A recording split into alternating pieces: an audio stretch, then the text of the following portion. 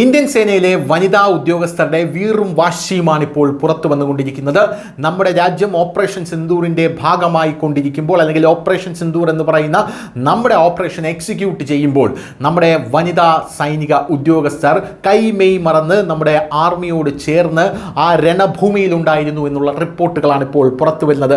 പഹൽഗാം ഭീകരാക്രമണത്തിൽ ഓപ്പറേഷൻ സിന്ദൂർ എന്ന പേരിൽ ഇന്ത്യ പാകിസ്ഥാൻ്റെ അടിവേരറുത്തപ്പോൾ, പാകിസ്ഥാൻ ഭീകരവാദത്തിൻ്റെ അടിവേരറുത്തപ്പോൾ പുരുഷ സൈനികരോടൊപ്പം തോളോട് തോൾ ചേർന്ന് പോരാടുകയായിരുന്നു വനിതാ ഉദ്യോഗസ്ഥർ. ഇത് ചരിത്ര നിമിഷമാണ് എന്നുള്ളതാണ് പ്രധാനപ്പെട്ട കാര്യം എന്ന് പറയുന്നത്.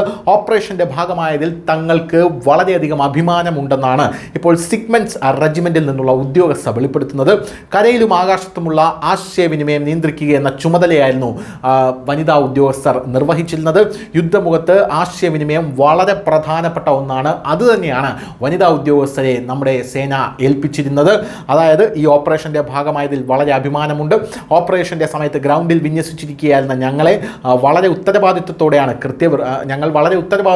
കൃത്യനിർവഹണം നടത്തിയത്. പോരാട്ടത്തിൻ്റെ വീഡിയോഗ്രാഫിംഗ് ചെയ്യുന്നതുൾപ്പെടെ ആശയവിനിമയത്തിൻ്റെ എല്ലാ വശങ്ങളും കൃത്യമായി ഞങ്ങൾ നിർവഹിച്ചിട്ടുണ്ട്. യുദ്ധമുഖത്ത് പുരുഷന്മാരും സ്ത്രീകളും ഒരുപോലെയാണ്. വനിതാ ഓഫീസർമാർക്ക് പ്രത്യേക പരിഗണനയില്ല. മറ്റെല്ലാ സൈനികരെയും പോലെ തന്നെയാണ് വനിതാ ഓഫീസർമാരും രാജ്യത്തെ സേവിക്കുന്നത്.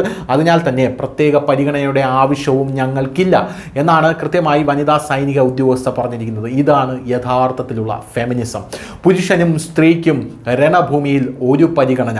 അതാണ് നമ്മുടെ ഇന്ത്യൻ ആർമി കൊടുത്തിരിക്കുന്നത്. നമ്മുടെ ഇന്ത്യൻ ആർമിക്ക് വേണമെങ്കിൽ നിങ്ങൾ സ്ത്രീകളാണ്, നിങ്ങൾ യുദ്ധമുഖത്തേക്ക് വരണ്ട, നിങ്ങൾക്ക് ഓഫീസിലിരിക്കാം എന്ന് പറയാമായിരുന്നു. പക്ഷേ നമ്മുടെ സൈന്യം ചെയ്തത് സ്ത്രീകളെ, അതായത് ഓപ്പറേഷൻ സിന്ദൂർ എന്ന് പറയുന്ന സ്ത്രീകളുടെ സിന്ദൂരം മായ്ച്ച ഓപ്പറേഷനിൽ സ്ത്രീകളെ രണഭൂമിയിൽ ഇറക്കി അവർക്ക് കൃത്യമായിട്ടുള്ള ചുമതലകളും ഉത്തരവാദിത്തങ്ങളും കൊടുത്ത് പാകിസ്ഥാൻ്റെ ഭീകരവാദ കേന്ദ്രങ്ങളുടെ അടിവേരറുക്കുക എന്നുള്ള കൃത്യമായിട്ടുള്ള കണക്കുകൂട്ടലിലാണ് നമ്മുടെ സൈന്യം മുന്നോട്ട് പോയത്.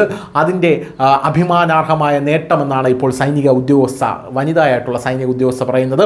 സിഗ്നൽസ് ഓഫീസറായിരുന്ന ഭർത്താവ് അരുണാചൽ പ്രദേശിലെ റൈനോ ഓപ്പറേഷൻസിനെ വീരമൃത്യു വരിക്കുകയായിരുന്നു എന്നാണ് ഈ ഉദ്യോഗസ്ഥ പറയുന്നത്. ഞാനും പട്ടാളത്തിൽ ചേർന്നാൽ ഭർത്താവിൻ്റെ ഓർമ്മകൾ എപ്പോഴും കൂടെ ഉണ്ടാകും.